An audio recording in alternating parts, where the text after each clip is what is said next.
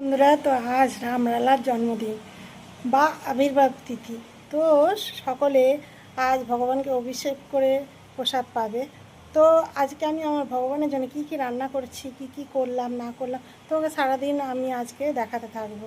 তো এখন আপাতত ভগবানের জন্য কি রান্না বসিয়েছি দেখো। ভগবানকে অভিষেক করা, পুজো পাঠ সব কিছু হয়ে গেছে।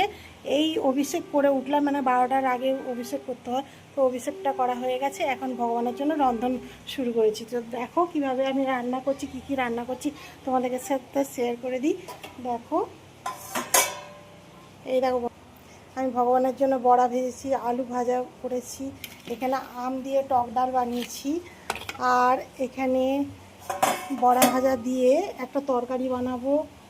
আর তোমার এইদিকে হচ্ছে একটা ঘন্ট হচ্ছে, বাঁধাকপির ঘন্ট। আর এই দেখো, এটা হবে তোমার সজনে ডাঁটা আলু দিয়ে একটা বড়া দিয়ে মাখা মাখা ঝোল।